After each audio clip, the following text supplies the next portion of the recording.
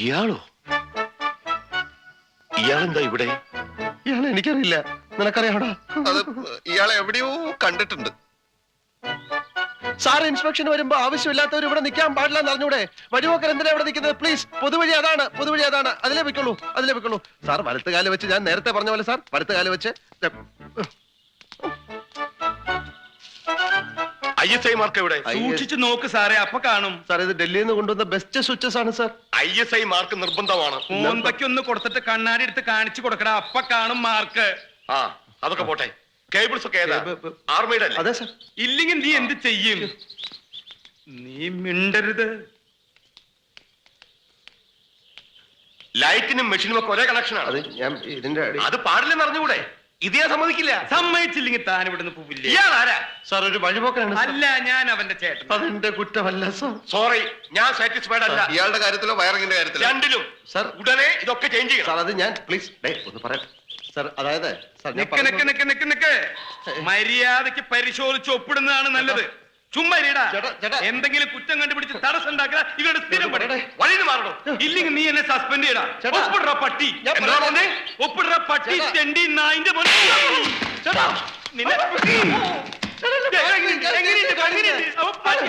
കേശവൻകുട്ടി, വണ്ടി എടുക്കടാ. വേഗം എടുക്കടാ വണ്ടി. വേഗം എടുക്ക. സാറേ, നിന്നെ വേറൊരു കാര്യം പറയാനാ. പന്നി. നീ ഫാക്ടറി തുടങ്ങിയില്ലെങ്കിൽ എനിക്കൊരു പുല്ലുമില്ലടാ. നീ പോടാ പട്ടി. കള്ളുടിയാ. കള്ളുടിയ നിന്റെ അച്ഛൻ. പോടാ.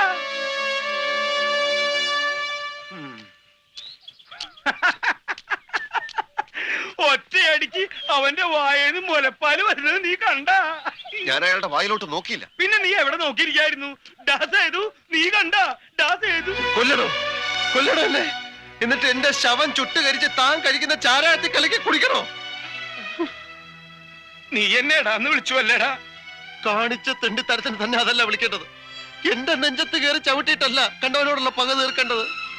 എന്റെ ചോറി മണ്ണ് വാരിയിടാൻ ഞാൻ തന്നോട് എന്ത് തെറ്റാ ചെയ്തത്? ഒരടി കൊടുത്ത അവൻ ഒപ്പിടുന്നു കരുതി ഓടൂന്ന് വിചാരിച്ചില്ലേ?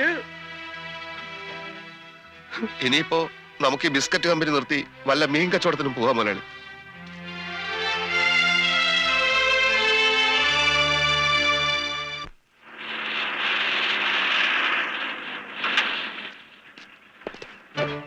പിടിക്കടോ അമീശക്കാരനെ.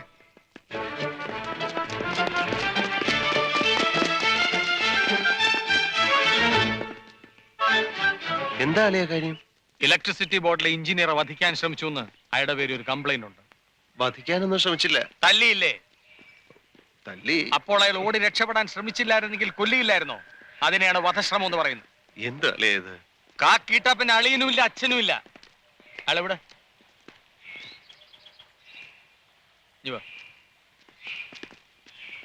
ഇതൊക്കെ ഒരു വിരട്ട് മാത്രമാണ്, ശമ്പളം വായിക്കണ്ടേ? നമ്മുടെ പഴയ എഞ്ചിനീയർ ഇല്ലേ അയാള്? ആക്ച്വലി എന്താണ് ഉണ്ടായത്? എടാ സുഗത, നീ അവനെ പോലീസുകാരെ കൊണ്ട് തല്ലിച്ചോ? അങ്ങനെ വേണ്ടി വന്നില്ല. കുറുപ്പ് സാർ പോലീസുകാരെ ഒന്നടങ്കം തെറി വിളിച്ചു. അവര് കയറി ഒന്ന് മേഞ്ഞു. അതിനിടയിൽ കൂടെ ഞങ്ങൾ തമ്മിലുള്ള കണക്കും തീർത്തോന്ന് എനിക്കൊരു സംശയം. എടാ ദ്രോഹി, അവൻ ഒന്നുമില്ലെങ്കിൽ നിന്റെ അളിയനില്ല. അത് ഈ മുരിക്കും പറ്റില്ല തിണ്ണേല്. കേസ് ഇവിടെ നിൽക്കുന്ന ലക്ഷണമില്ല. കൊലപാതക ശ്രമമാണ്. ആ എഞ്ചിനീയറെ വിളിച്ചു വരുത്തി വാടക കൊണ്ടേ കൊണ്ട് കൊല്ലിക്കാൻ ശ്രമിച്ചതിന് നിന്റെ പേരിലുണ്ട് കേസ്.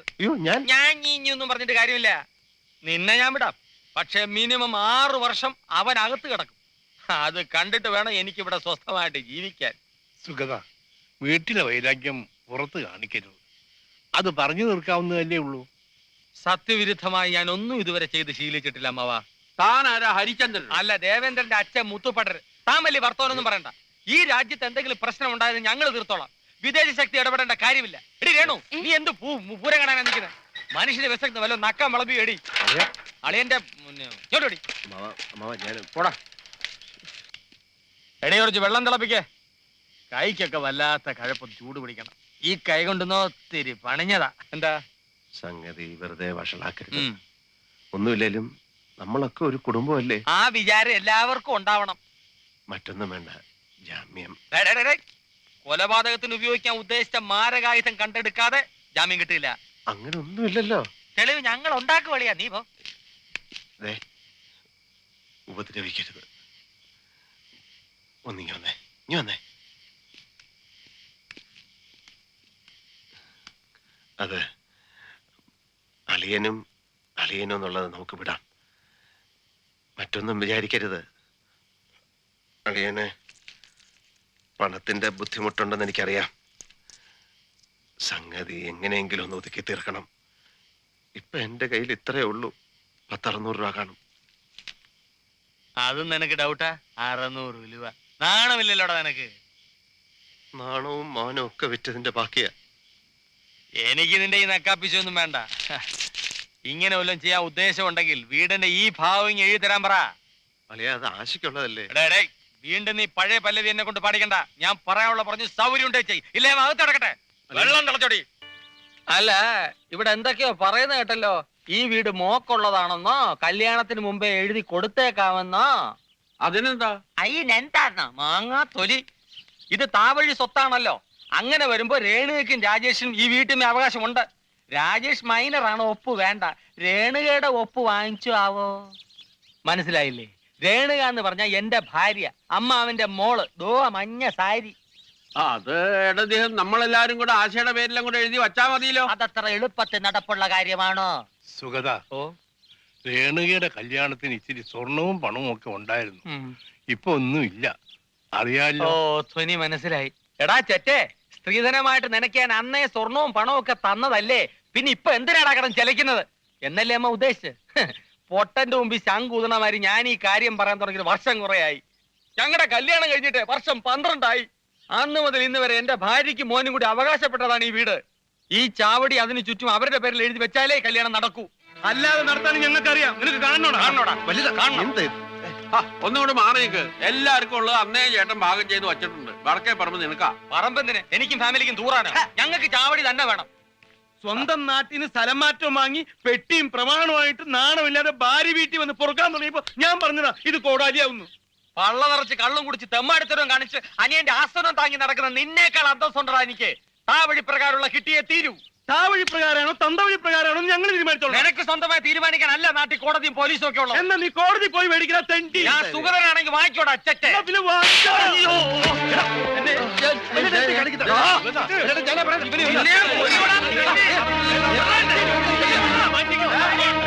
ഞങ്ങളുടെ വീടും തരാതെ ഈ കല്യാണം നടത്താൻ തീരുമാനിച്ചാൽ എങ്കി ആ ചോര നിന്റേതായിരിക്കടാ.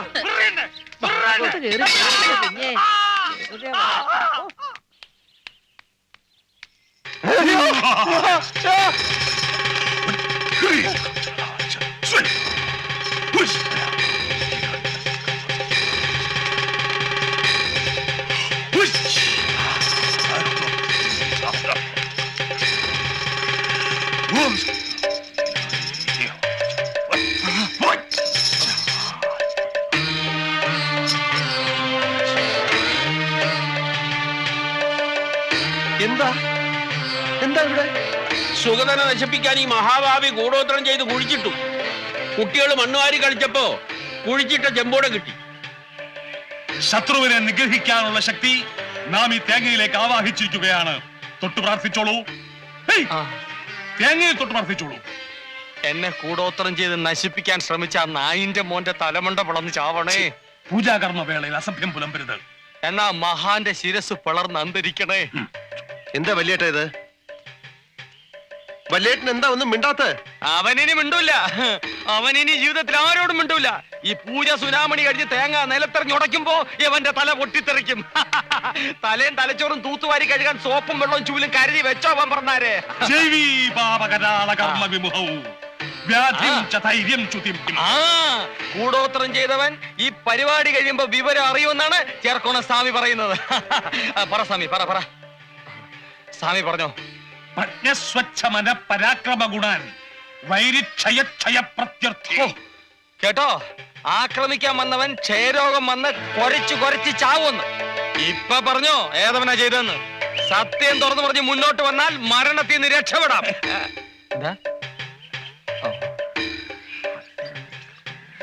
എടാ, ചേർക്കോണം സ്വാമിയോട് വാശി വേണ്ട. നീ അങ്ങോട്ട് സമ്മതിച്ചേക്ക്. വെറുതെ ഭാര്യയും കുഞ്ഞുങ്ങളെ അനാഥരാക്കണേ എന്തിനാ? നിങ്ങൾ അങ്ങ് സമ്മതിച്ചേക്ക്.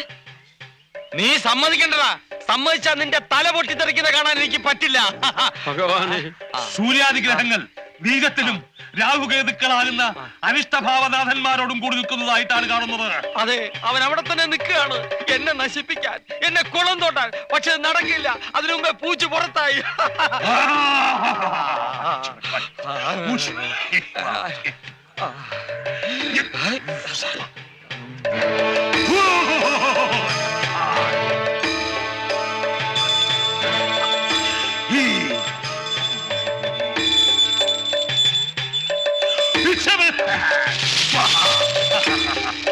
വേദമന്ത്രധ്വനികളുടെ ഊർജം ഈ തേങ്ങയിലേക്ക് ആവാഹിക്കപ്പെട്ടു കഴിഞ്ഞു. പരീക്ഷണം മതിയാക്കൂ. ദുഷ്കർമ്മി മറവിലേക്ക് പുറത്തു വരൂ. തേങ്ങ ഉടക്കി സ്വാമി. സത്യം തുറന്നു പറയൂ. ആരാണ് ഈ കുടം കുടിച്ചിട്ടത്? തേങ്ങ ഇറങ്ങി സ്വാമി. കുടുംബം അനാഥമാക്കല്ലേ സ്വാമി. അരുത്. ഭാവിക്ക് പശ്ചാത്തപിക്കാൻ ഒരു ചെറുപഴുതു കൂടി. അന്തസ്സായി തെറ്റു തുറന്നു പറയൂ. നാം വെറുതെ വിടാം. വെറുതെ വിടാൻ പറ്റില്ല. മന്ത്രവാദി ചതിക്കല്ലേ. ഈ തേങ്ങയും തലയും അണ്ടകടാഹങ്ങളും ഞെട്ടിച്ചുകൊണ്ട് പൊട്ടിച്ചതിന് മുമ്പ് ഉണ്മ തുറന്നു പറഞ്ഞോളൂ. ഇനിയും ക്ഷമിക്കാനാവില്ല. പൊട്ടിക്കണോ? എങ്കിൽ അനുഭവിച്ചു. ഞാൻ ദാ പൊട്ടിക്കാൻ പോകുന്നു. ഇപ്പൊ പൊട്ടിക്കും. ദാ അടുത്ത നിമിഷം പൊട്ടാൻ പോകുന്നു. ഇപ്പൊ പൊട്ടും.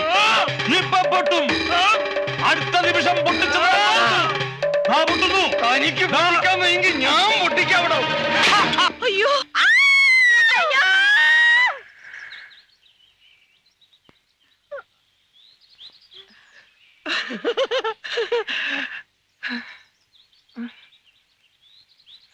എല്ലാവരും ഒന്ന് നോക്കിയേ. എനിക്കിപ്പോ തലയുണ്ടോന്ന്. ആരുടെ തലയാണോ പൊട്ടിത്തെറിച്ച്? തന്റെ അപ്പൂപ്പന്റെയോ? താനെന്തിനാണോ എന്റെ തേങ്ങ മേടിച്ചുടച്ചത്? Bloody fool. തേങ്ങ ആരോടക്കല്ലാത്താടാ? എന്നാ പിന്നെ തനിക്ക് കുറെ തേങ്ങ മേടിച്ച് ഉടച്ച പോരായിരുന്നോ? എന്നെ എന്താണ് വിളിച്ചത്? മരവാക്കി. നിർത്ത്. നിങ്ങൾ തമ്മിൽ തലതല്ലി പൊളിക്കണ്ട. ഞാനൊരു സത്യം പറയട്ടടാ പട്ടി. ആരാണ് ഇവിടെ കുഴിച്ചിട്ടതെന്ന് അറിയോ? ഞാൻ പറയാം. കേക്കണോ കാർന്നോരെ? കേക്കണോടാ? ഞാൻ പറയാം. ഞാൻ തുറന്നു പറയാം. ഞാനാ ഇതിവിടെ കുഴിച്ചിട്ടത്. ഓടോ. ഇത് മാത്രല്ല, ഇതുപോലുള്ള മാരക മന്ത്ര തകിടുകൾ ഈ വീടിന്റെ പല ഭാഗത്തും ഞാൻ കുഴിച്ചിട്ടിട്ടുണ്ട്. കണ്ടുപിടിക്കാൻ എത്ര വലിയ മന്ത്രവാദി വന്നാലും ഒന്നും നടക്കില്ല.